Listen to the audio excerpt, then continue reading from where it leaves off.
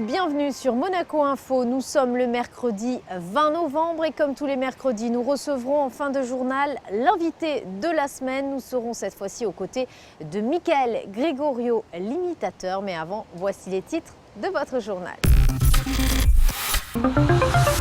En ouverture de cette édition, nous reviendrons sur ce 19 novembre avec le dévoilement d'une plaque en hommage aux soldats américains. Nous irons au lycée Albert Ier où la Drill Team réalisait un show pour les élèves. Nous assisterons à la traditionnelle réunion des corps consulaires et des ambassadeurs. Nous parlerons de la semaine zéro déchet. Et enfin, nous assisterons au 16e colloque international de langue dialectale. Vous l'avez certainement suivi en direct sur Monaco Info. La fête nationale a mis en lumière les soldats américains.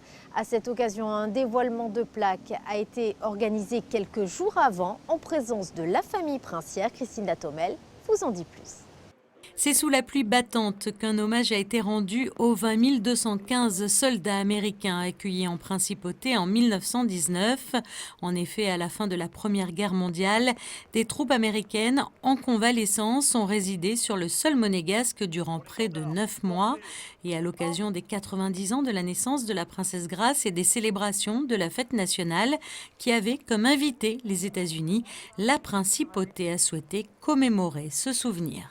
Les troupes américaines sont arrivées en principauté à partir de la mi-janvier 1919 et sont restées jusqu'à la mi-mai. C'est plus de 20 000 soldats américains qui ont été accueillis en principauté avant le retour dans la mère patrie.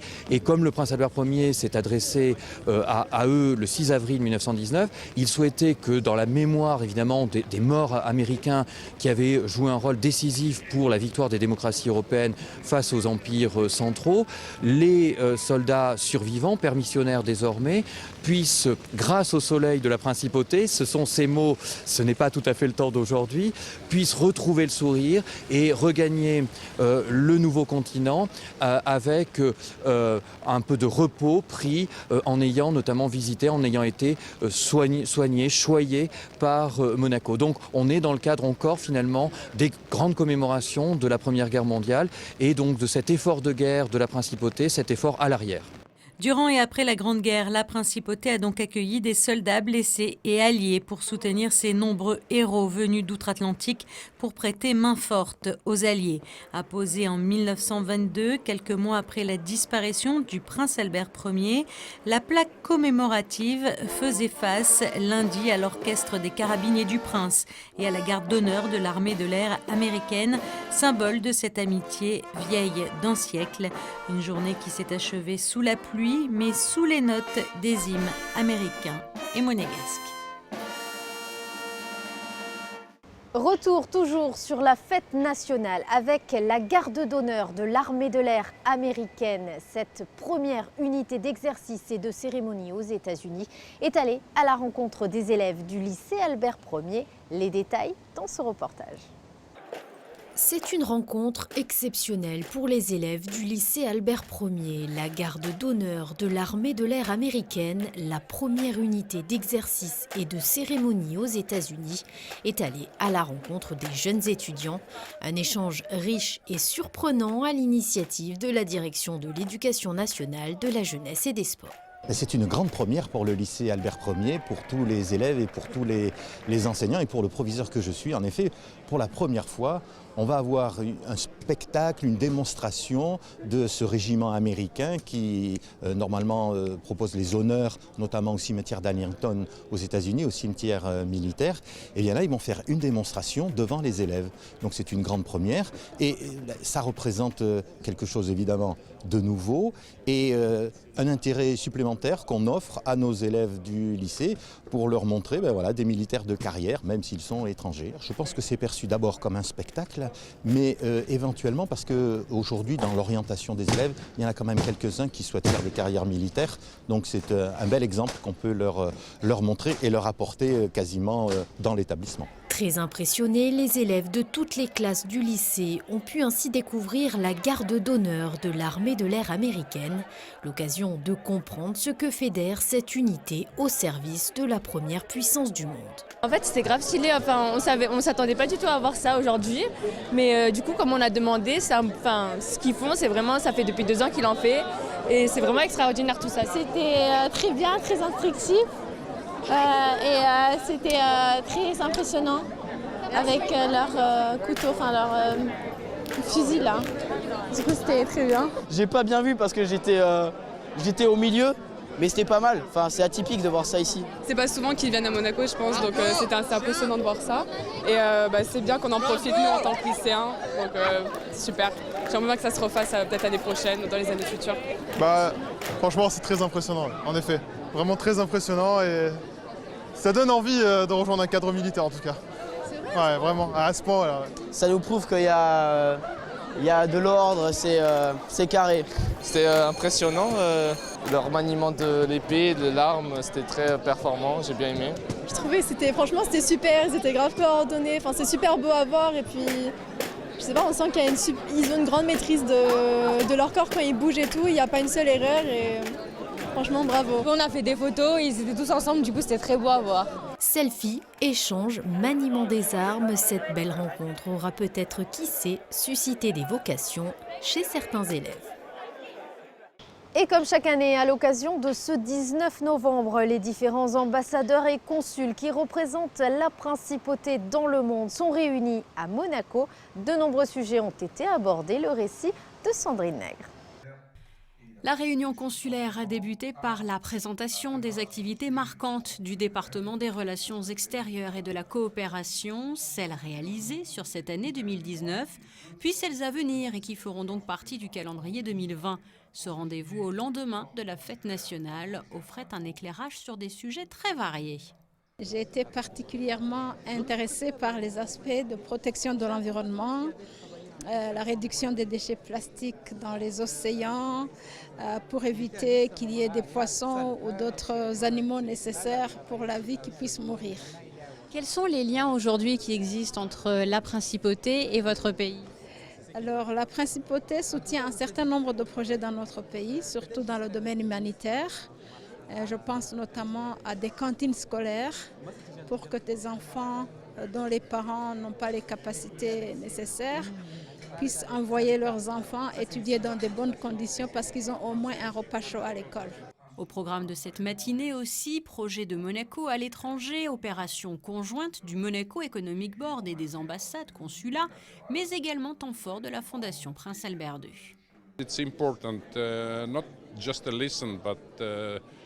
Il s'agit d'une réunion importante. Nous ne sommes pas simplement là pour écouter, mais pour retenir toutes ces choses qui arrivent et qui sont réalisées à Monaco. Comprendre les directions que prend la principauté et ainsi nous pouvons les relayer dans nos pays respectifs. Le 19 novembre hier était donc une journée riche qui nous a permis de vivre des instants forts, essentiels. Nous nous rencontrons aussi entre consuls et j'ai ensuite pour ma part un rendez-vous avec la Fondation Prince Albert II.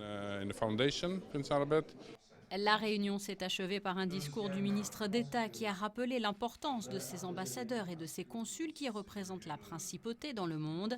Les forces et les atouts de Monaco ont aussi été soulignés sur les plans énergétiques et numériques notamment. Depuis samedi, Monaco participe à la semaine de la réduction des déchets. Films, ateliers, conférences et ramassage des déchets. Une semaine chargée en activités afin de sensibiliser le plus grand nombre. Un reportage de Dominique Poulain. La semaine européenne de la réduction des déchets est un temps fort pour essayer de diminuer nos déchets et de consommer mieux. C'est dans ce cadre qu'est proposée une journée de découverte et d'action. Une journée au cours de laquelle des ateliers, des stands ou encore des jeux autour de la réduction des déchets sont animés par les différents acteurs engagés de la principauté. Les acteurs du privé, de la société civile et du secteur public. Hello Bag expose par exemple sa gamme de sacs personnalisés sur mesure, fabriqués à partir de tissus recyclés. Ici, une activité upcycling. Le public peut apporter des vêtements usés. Il est informé sur les différentes manières de donner une nouvelle vie à leurs vêtements, comme par exemple transformer un pull en jupe. La société monégasque d'assainissement propose, elle, l'activité Vie ma vie de Reaper. Elle donne la possibilité à des personnes de monter dans le camion de collecte et de participer pendant 1 heure à la collecte des déchets. L'idée, c'est de permettre à des gens qui le souhaitent de monter dans un camion de collecte, pas juste pour faire un tour de camion, mais pour vraiment comprendre ce que ça représente, la collecte des déchets à Monaco, et quel est le métier, et de bien percevoir les volumes de déchets. Parce que nous, on jette tous notre petite poubelle, mais on ne se rend pas compte que plein de petites poubelles, ça fait beaucoup de grosses poubelles. Une exposition de déchets sauvages sur le quai Antoine Ier permet de sensibiliser sur les dépôts sauvages. L'univers de la mode est aussi mis en avant.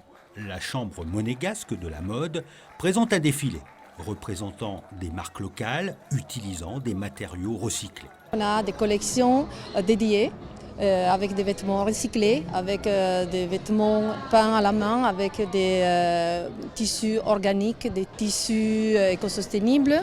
C'est aussi le symbole d'une jeunesse monégasque qui est engagée et qui répond aux valeurs justement de Monaco, qui sont green et fashion. Donc la mode, elle peut aussi servir à aider les autres. Moi là, j'ai eu l'honneur de collaborer avec la Croix-Rouge monégasque. Tous les vêtements sont recyclés et sont transformés en pièces d'art. Ils nous les ont donnés et nous, on les a repris en œuvre d'art. L'art a également sa place. Anthony Alberti, alias Mr. Wanties, et Jérémy Bessé s'associent pour un atelier de peinture à la craie sur trottoir qui véhicule des messages écologiques. Cette semaine européenne de la réduction des déchets est organisée dans le but d'atteindre l'objectif de réduire les émissions de gaz à effet de serre de 50% à l'horizon 2030. Le Théâtre des Variétés vient d'accueillir le 16e colloque international de langue dialectale, une journée axée sur les spécificités de la langue monégasque par rapport au génois. Un peu d'histoire avec Dominique Poulain. Après la cession du rocher du rivage de Monaco à Gênes par l'empereur Frédéric Barberousse en 1162, puis par Henri VI en 1191, ce sont les Génois qui prennent possession du rocher de Monaco pour s'y installer en 1215. Ils emportent dans leur bagage leur langue natale, le génois, qui va s'imposer de façon pérenne. Quand Fulco de Pestel est venu ici pour construire la citadelle, etc., il a apporté non seulement des soldats après, mais aussi de la population, parce qu'ils ont peuplé Monaco, et même après les Grimaldi, etc. Donc cette population était génoise, c'était leurs copains génois. Donc on parlait pas monégasque comme les Génois, mais on a eu en somme une évolution quand même. Et surtout parce que l'époque changeait, de 1200 à 1800. Donc on a eu une évolution, mais c'est resté ligurien. Après, il y a eu autre chose. Et il y a eu le monégasque du Carouge, le Beausoleillois, le patois, comme vous voulez. Et là, nous sommes allés vers les dialectes liguriens. Avec le temps, le rocher prend de plus en plus de distance avec la patrie d'origine et se constitue en commune libre dotée de privilèges. La langue parlée à Monaco prend elle aussi quelques distances avec le génois lorsque la garnison française remplace la garnison espagnole en 1641. Elle introduit l'usage du français qui cohabite avec l'italien et le monégasque. Mais le souvenir de la mère patrie génoise reste vivace chez les habitants et fait partie de leur identité culturelle. Il y a toujours eu des liens très forts entre Monaco et Gênes. C'est ça qu'on a tenté d'expliquer aujourd'hui. Oui, les liens de Monaco et de Gênes datent de 1215, lorsque les Génois sont venus s'installer à Monaco. Il y a toujours eu des relations, même si Monaco s'est séparé de Gênes au XVe siècle. Il y a toujours eu des relations qui persistent, puisque nous avons une forte communauté génoise à Monaco. Et la preuve, c'est qu'aujourd'hui, il y a beaucoup de Génois qui sont venus en délégation officielle, le maire de Gênes, des associations et puis des particuliers. Nous avons toujours des liens très très forts. Génois nous sommes, Génois nous restons, même si aujourd'hui nous nous appelons monégasques, parce que la langue que nous parlons, qui a évolué évidemment avec le temps, surtout après 1860, c'est quand même une langue génoise à la base et nous restons génois. Culturellement, nous sommes génois. Lorsque Monaco est annexé à la France en 1793, la langue française s'impose. Et après la restauration des Grimaldi en 1814, le prince oblige l'usage du français qui sera, en 1915, employé dans les documents officiels et ordonnances souveraines. Et dans le reste de votre actualité monégasque en bref et en images. Un air de Noël souffle déjà sur Monaco alors que la mairie de Monaco procédera à la mise en lumière de la ville vendredi soir. La Société des Bains de Mer a installé ses chalets à quelques pas de la place du Casino et un carrousel offrant une vue imprenable sur le Rocher et le port Hercule. Au cœur de ces chalets, des décorations festives pour la maison, des idées de cadeaux pour Noël et des plaisirs gustatifs à découvrir jusqu'au 5 janvier 2020. Cet été, One Eagle organisait les apéros golf au restaurant Atrego, des rendez-vous after work au profit de 3 associations. Les fonds récoltés ont été reversés dernièrement à la Fondation Flavien, à l'association SOS Grand Bleu et à la Fondation Cédric et Christophe Lojac. Des sommes qui viennent soutenir l'action de ces 3 associations qui œuvrent dans différents domaines.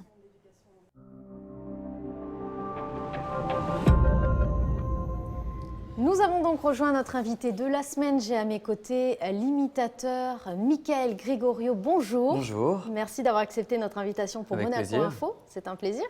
Alors, vous chantez, vous jouez la comédie, vous êtes humoriste, imitateur. Est-ce qu'on peut revenir finalement dans les grandes lignes sur votre parcours ? Si vous voulez, que voulez-vous savoir? Tout. Comment j'ai commencé? Je suis né en 84 à Mulhouse. J'ai grandi dans le sud-ouest de la France. À Pau. Ensuite, j'ai grandi en Lorraine, du côté de Verdun, dans la Meuse. Et c'est là que, en faisant du théâtre, que j'ai pris conscience que je pouvais, enfin, en tout cas, que j'avais très envie de faire de la scène, de faire du théâtre. Et c'est là que j'ai pris conscience que je pouvais jouer avec ma voix, la travailler, etc., etc. Puis après, j'ai travaillé ça de rencontre en rencontre jusqu'à vous aujourd'hui. Comment on la travaille justement, la voix? Est-ce qu'il y a un travail particulier à accomplir? Oui, il faut l'entretenir, mais souvent dans l'entretien, il y a aussi beaucoup de repos. Parce que c'est vrai que là, je sors justement d'une déchirure vocale, d'un des muscles du larynx. Donc ça a été ces dernières semaines, il a fallu gérer plus le calme et le repos et éviter l'envie de répéter et de travailler la voix. C'est compliqué. Oui, c'est compliqué, effectivement. On dit de vous que vous êtes l'imitateur le plus rock. On l'explique? C'est pas moi qui dis ça, mais il faudrait demander à ceux qui le disent. Mais c'est sûr qu'il y a un répertoire. Il y a un répertoire forcément qui est peut-être un peu moins classique.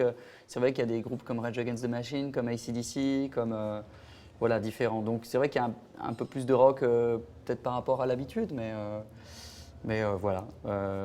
Et puis j'aime bien me jeter sur le public à la fin en slamant, donc c'est peut-être un peu ça aussi. Est-ce qu'on peut parler de Laurent Ruquier? Est-ce qu'on peut dire qu'il vous a finalement lancé tout simplement? Je lui dois beaucoup de choses. C'est lui qui est le producteur de tous mes spectacles, bientôt le 5e. Donc oui, je lui dois beaucoup. C'est quelqu'un d'hyper important dans ma carrière, dans ma vie aussi. C'est un homme extrêmement généreux, extrêmement honnête. C'est une personne assez rare et j'ai de la chance d'avoir croisé sa route. Donc j'en suis très heureux. Alors, vous êtes de passage en Principauté à l'occasion d'un concert caritatif, justement à l'occasion de la Journée mondiale des droits de l'enfant. Absolument. C'est une cause qui vous tient particulièrement à cœur, oui, il me semble. Absolument, tout à fait. Enfin, je pense qu'il y a peu de gens qui vont vous répondre non, c'est pas une cause qui me touche en même temps. Donc, mais je suis très heureux que vous ayez pensé à moi pour faire un spectacle ce soir. Vous connaissiez déjà la Principauté?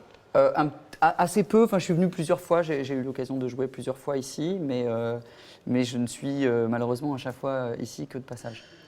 En tout cas, on vous souhaite la bienvenue en Principauté. Merci beaucoup de nous avoir accordé cet entretien pour Monaco Info. On rappelle évidemment que tous les fonds récoltés seront reversés aux associations partenaires de l'événement. Nous nous quittons sur la météo. Très belle soirée à tous sur Monaco Info.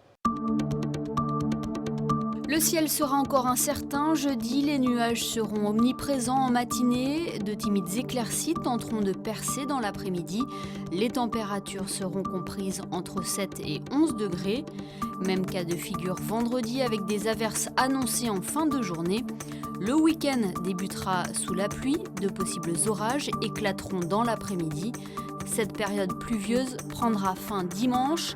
Le soleil sera pleinement de retour lundi et nous gagnerons également quelques degrés au thermomètre.